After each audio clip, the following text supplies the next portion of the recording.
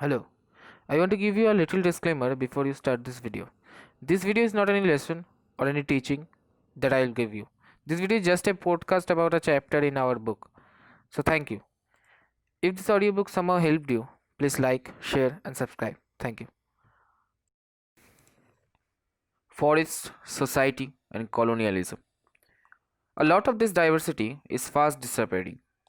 Between 1700 and 1995, the period of industrialization, 13.9 million square kilometer of forest, or 9.3% of the world's total area, was cleared for industrial use, cultivation, pastures, and fuel wood. 1. Why deforestation? The disappearance of forest is referred to as deforestation. Deforestation is not a recent problem. The process began many centuries ago, but under colonial rule it became more systematic and extensive. Let us look at some of the causes of deforestation in India. 1.1 Land to be improved. In 1600, approximately one-sixth of India's land mass was under cultivation. Now that figure has gone up to about half. As population increased over the centuries and the demand for food went up, peasants extended the boundaries of cultivation, clearing forest and breaking new land. In the colonial period, cultivation expanded rapidly for a variety of reasons. First, the British directly encouraged the production of commercial crops like jute, sugar, wheat, and cotton. The demand for those crops increased in 19th century.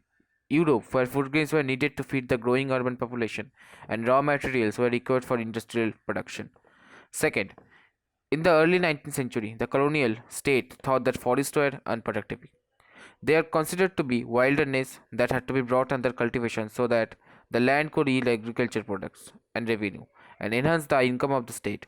So between 1880 and 1920, cultivated area rose by 6.7 million hectares.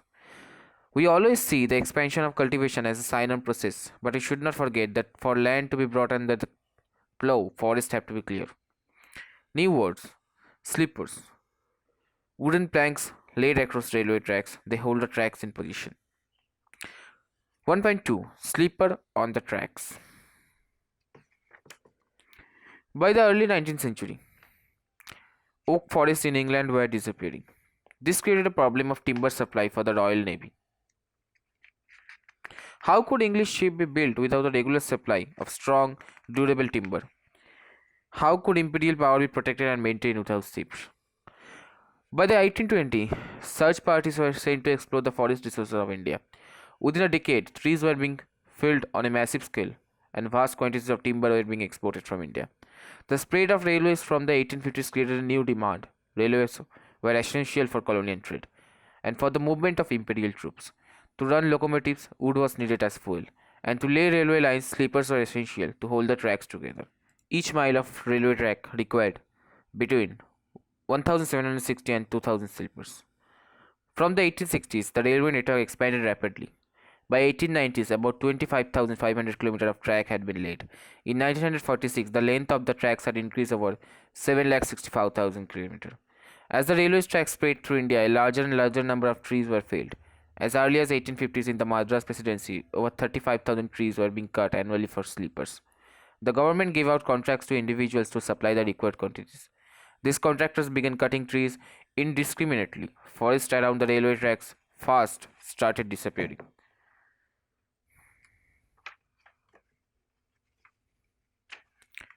1.3 Plantation. Large areas of natural forest were also cleared to make way for tea, coffee, and rubber plantation. To meet Europe's growing need for these commodities, the colonial government took over the forest and gave vast areas to European planters at cheap rates. These areas were enclosed and cleared of forest and planted with tea or coffee. The rise of colonial commercial forestry. In the previous section, we have seen that the British needed forests in order to build ships and railways. The British were worried that the use of forests by local people and the reckless felling of trees by traders would destroy forests. So they decided to invite a German expert, Dietrich Brandis, for a prize, and made him the first Inspector General of Forest in India. Brandis realized that a proper system had to be introduced to manage the forest, and people had to be trained in the science of conservation. This system would need legal sanction. Rules about the use of forest resources had to be framed. Felling of trees and grazing had to be restricted so that forests could be preserved for timber production. Anybody who cut trees without following the system had to be punished. So Brandeis set up the Indian Forest Service in 1864 and helped formulate the Indian Forest Act of 1865. The Imperial Forest Research Institute was set up at Dehradun in 1906. The system they thought were called scientific forestry. Many people now, including ecologists, felt that system is not scientific at all. In scientific forestry, natural forests, which had lots of different types of trees, were cut down. In their place, one type of trees were planted in straight rows. This is called a plantation. Forest officials surveyed the forest, estimated the area under different type of trees, and made a working plan for forest management. They planned how much of the plantation area to cut every year.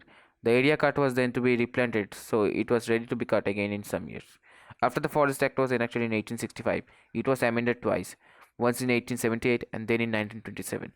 The 1878 Act divided forests into three categories: reserve, protected, and village forests. The best forest was called reserve forest. Villagers could not take anything from this forest, even for their use. For house building or fuel, they could take wood from protected or village forests. New word: scientific forestry, a system of cutting trees controlled by the forest department, in which old trees were cut and new ones are planted. 2.1. How were the lives of people affected? Foresters and villagers had very different ideas of what a good forest should look like. Villagers wanted a forest with mixture of species to satisfy different needs: fuel, fodder, and leaves. The forest department, on the other hand, wanted trees which were suitable for building ships or railways. They needed trees that could provide hardwood, that were tall and straight. So particular species like teak and sal were promoted and others were cut. The forest areas people use forest products, roots, leaves, fruits, and tubers for many things.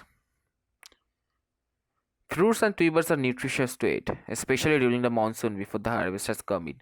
Herbs are used for medicine, wood for agricultural implements like yokes and plows. Bamboo makes excellent fences and is also used to make baskets and umbrellas. A dry scooped out gourd can be used as a portable water bottle. Almost everything is available in the forest. Leaves can be stitched together to make disposable plates and cups.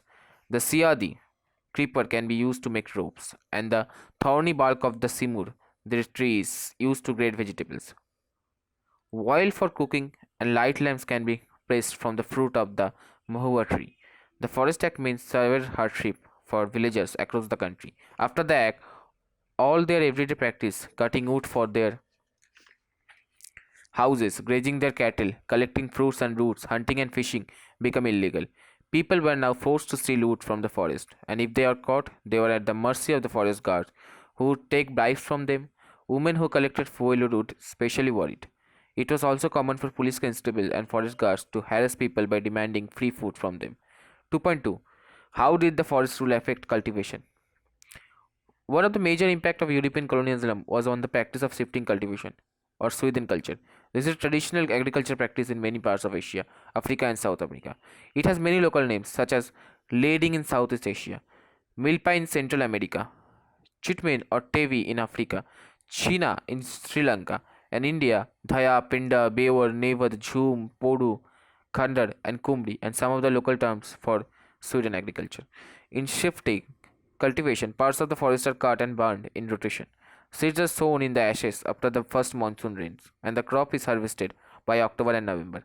Such plots are cultivated for a couple of years and then left fallow for 12 to 18 years for the forest to grow back.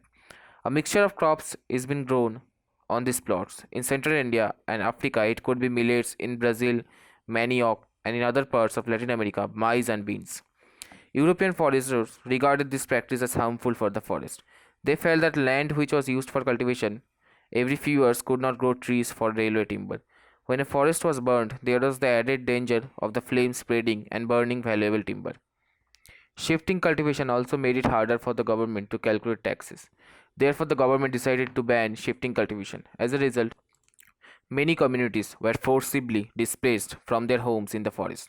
Some had to change occupation, while some resisted through large and small rebellions. 2.3. Who could hunt? The new forest laws changed the lives of forest dwellers in yet another way. Before the forest laws, many people who lived on in or near forests had survived by hunting deer, partridges, and a variety of small animals. This customary practice was prohibited by the forest laws. Those who were caught hunting were now punished for poaching. While the forest law deprived people of their customary rights to hunt, hunting of the big game became a sport. In India, hunting of tigers and other animals had been part of the culture of the court and nobility for centuries. Many Mughal paintings show princes and emperors enjoying a hunt.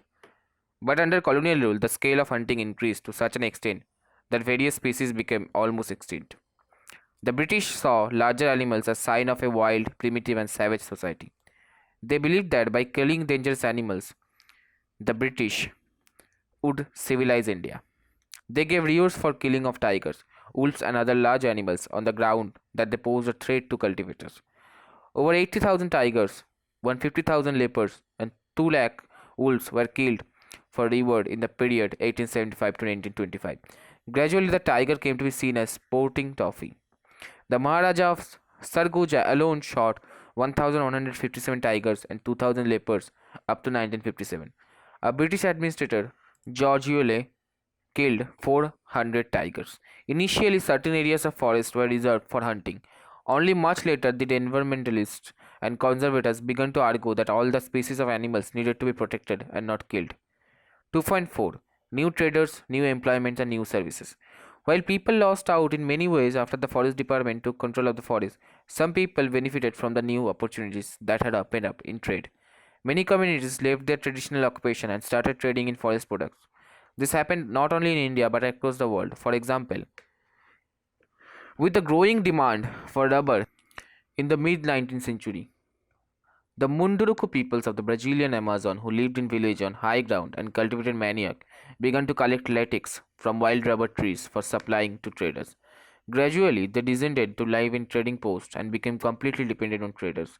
In India, the trade in forest product was not new. From the medieval period onwards, we have record of Adivasi communities trading elephants and other goods like hides, horns, silk cocoons, ivory, bamboo, spices, fibers, grasses, gums, and resins through nomadic communities like the Banjaras. With the coming of the British, however, trade was completely regulated by the government. The British government gave many large European trading firms the sole right to trade in the forest products of particular areas. Grazing and hunting by local people were restricted. In the process, many pastoralists and nomadic communities like the Korava, Karacha, and Yerukula of the Madras presidency lost their livelihoods. Some of them began to be called criminal tribes and were forced to work instead in factories, mines, and plantation under government supervision. New opportunities for work did not always mean improved well-being for the people. In Assam, both men and women from forest communities like Santals and Orauns from Jharkhand and Gonds from Chhattisgarh were recruited to work on tea plantation. Their wages were low and conditions of work were very bad. They could not return easily to their home villages from where they had been recruited. 3. Rebellion in the forest. In many parts of India and across the world, forest communities rebelled against the changes that were being imposed on them.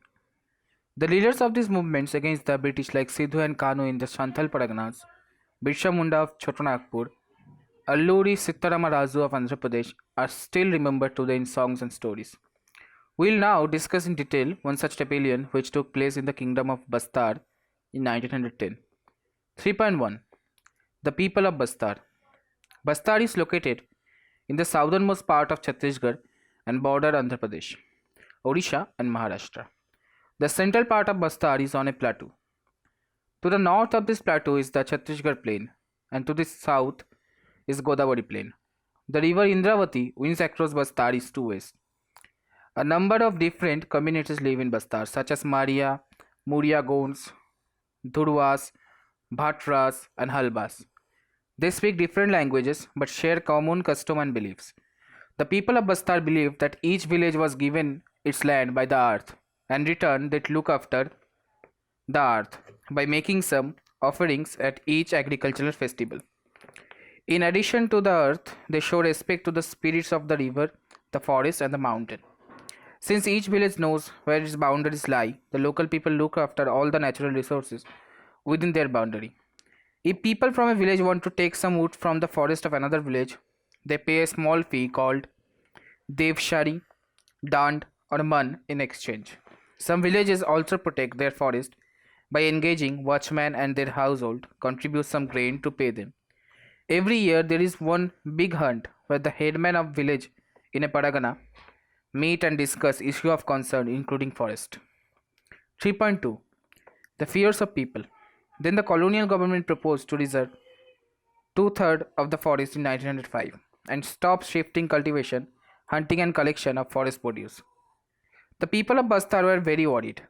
Some villages were allowed to stay on the reserve forest on the condition that they worked free for the forest department in cutting and transporting trees and protecting the forest from fires.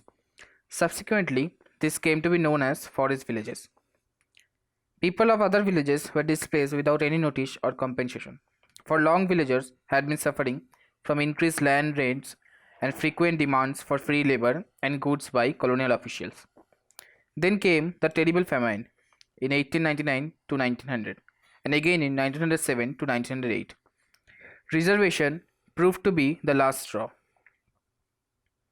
People began to gather and discuss these issues in their village councils, in bazaars, and at festivals. For whatever, the headman and priests of several villages were assembled. The initiative was taken by the Durvas of the Kangate forest, where reservation first took place. Although there was no single leader, many people speak of Gunda Thor from village Nithanar as an important figure in the movement. In 1910, mango boughs, a lump of earth, chilies, and arrows began circulating between villages. These are actually messages inviting villagers to rebel against the British. Every village contributed something to the rebellion expense. Bazaars were looted, the house of officials and traders, schools and police stations were burnt and robbed, and grain distributed. Most of those who were attacked were in some way associated with the colonial state and its oppressive laws.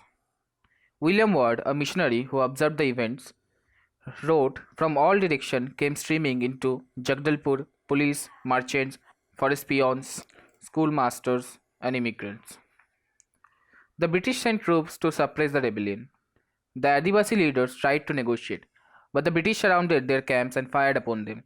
After that, they marched through the village, flogging and punishing those who had taken part in the rebellion. Most villages were deserted as people fled into the jungles.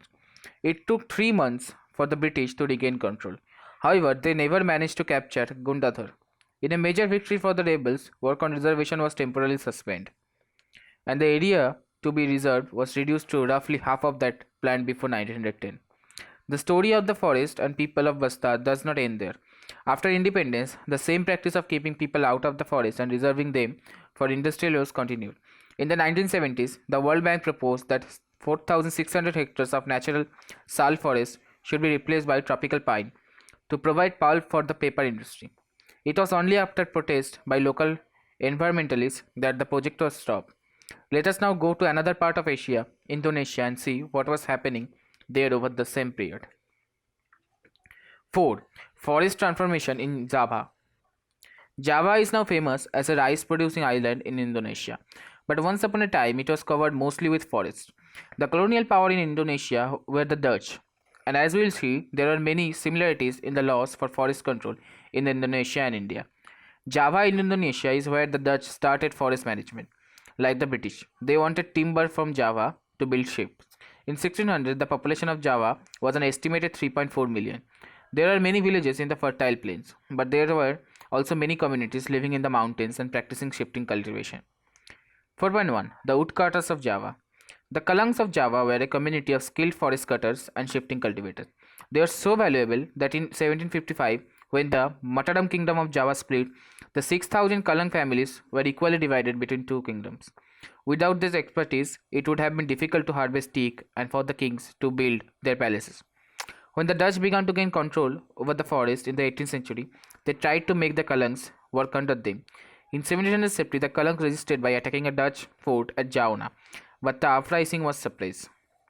4.2 Dutch scientific forestry. In the 19th century, when it became important to control territory and not just people, and the Dutch enacted forest laws in Java, restricting villagers' access to forest. Now, wood could only be cut for specific purpose, like making river boats or constructing houses, and only from specific forest under close supervision. Villagers were punished for grazing cattle in young stands, transporting wood without a permit, or traveling on forest roads with horse carts or cattle. As in India, the needs to manage forests for the shipbuilding and railways led to the introduction of forest service. In 1882, 2,80,000 sleepers were exported from Java alone.